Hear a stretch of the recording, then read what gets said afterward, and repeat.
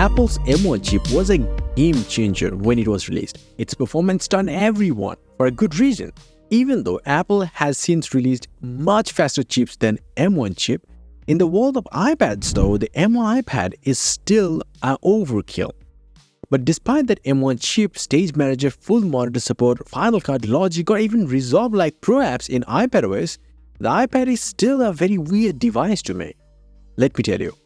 And if you don't know, the 11-inch M1 iPad Pro model is actually identical to the current M2 iPad Pro 11-inch model, with only two differences, being the M2 chip inside instead of M1 and the absence of the hovering feature for the Apple Pencil user. That's it. The display panel is still an IPS panel, and it is probably the best IPS panel in the market. It has ProMotion adaptive 120Hz refresh rate, proper HDR10 support, 600 nits of peak brightness, 265 ppi density with 82.9% screen to body ratio. So that all means it's a pretty balanced display. However, the aspect ratio is not as simple as 16:9 displays, making the display a lot wider than taller when in portrait mode. This also means when you watch videos, you will see thicker black bars on the top and the bottom. But the display is really color accurate and fantastic. It's just the fact that it's an IPS panel and there are some typical IPS downsides. Now, the peak brightness of this display is actually pretty good, but if you want to use it outside, it's not going to be a great experience because it's not that high. But for inside usage, it's really high. Also, do keep that in mind, this full brightness actually makes the iPad quite warm to hold in just half an hour, so that's another thing. Now, one cool thing to mention about the display is that the refresh rate is so seamless in switching between 60Hz and 120Hz that it will never feel the iPad is stuttering or anything like that.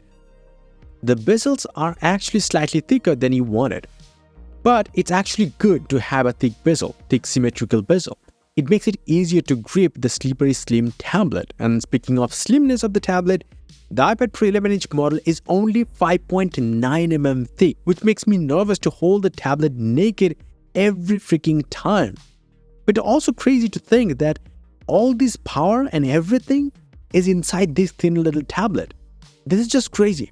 And on top of that, this is a pretty smart design that looks modern without trying to become too modern with a notch. I don't really like that. However, there are still two big problems with the design. The first one is actually the camera bump is unnecessary and feels very sharp to the hand. I don't know why that is the case, but that's there. Now, no one cares about a camera hump on a tablet for a better camera system because it needs just to scan the documents. And the camera setup here, the 12 megapixel main and 10 megapixel ultra-wide-angle cameras, produce results similar to the iPhone 6s cameras. Why even I would want a camera bump there? And the second one is actually somewhere else. Even though this looks very similar to the 2020 iPad Pro or even the 2018 iPad Pro, Apple should have made the tablet slightly thicker to fit a bigger battery. More battery capacity is always better. Because the 7538 mAh battery of this iPad Pro provide a very okay battery life. It's nothing really great to talk about. When doing normal tasks, it doesn't drain the battery that much, but on 70% brightness, watching YouTube videos or playing games or editing videos on it, the tablet drains battery like crazy fast. I probably would have loved a little more capacity in it. Now I need to mention few things like the quad speakers. They are so good that I just can't believe. For a thin tablet like this, they are unbelievable. The clarity to the bass or the loudness produced by these teeny speakers, incredible job.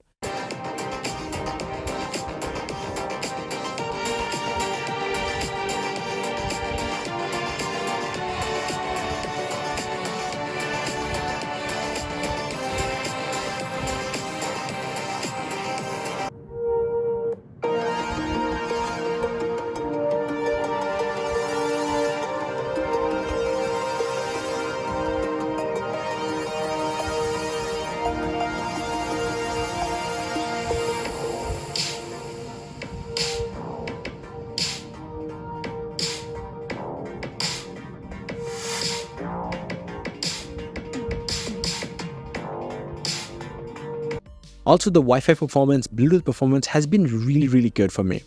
But the front camera is something that is still weird because it is not a high resolution one. You can use an external webcam now. So in case you are using the standard one, it is not a good quality even though it has the tracking feature. Plus it is placed in a way that it doesn't make sense to me. And same goes for the Face ID sensors, which might make the tablet more secure to unlock. But this is only good when you're sitting and holding the tablet. But when you're lying down on the bed and using the tablet, you're gonna hate Face ID. Anyway, let's talk about the performance. Big thing. The M1 chip is so damn powerful that you don't really need more power than this inside a thin little tablet like iPad Pro. Because if you think about the power-hungry chipset, they need active cooling systems and it doesn't have one.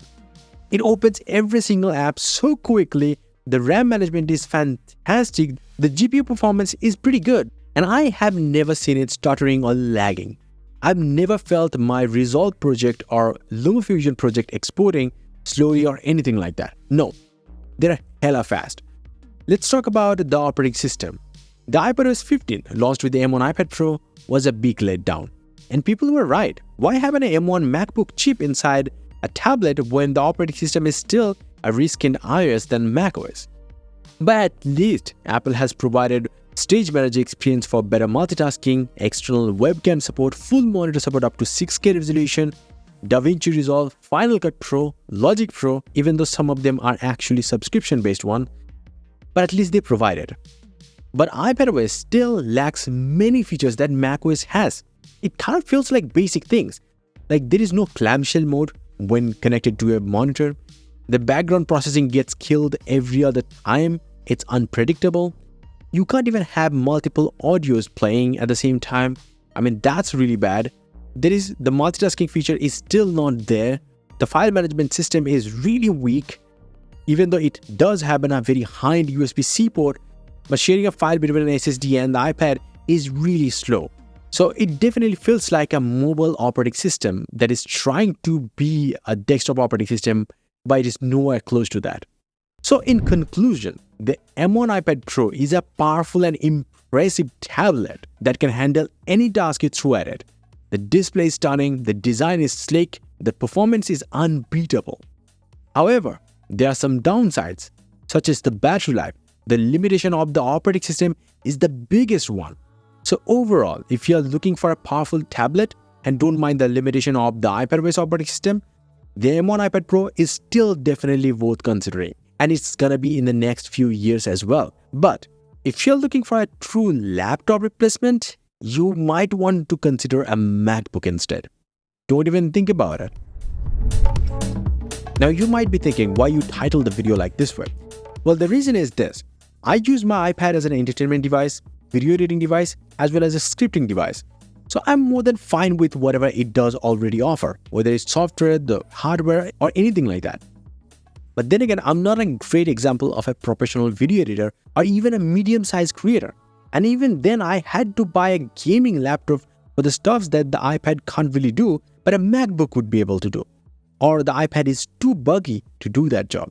And then if you're thinking, I have spent $960 when I bought the device. So exchanging it right now to buy a MacBook Air won't really make sense to me at all.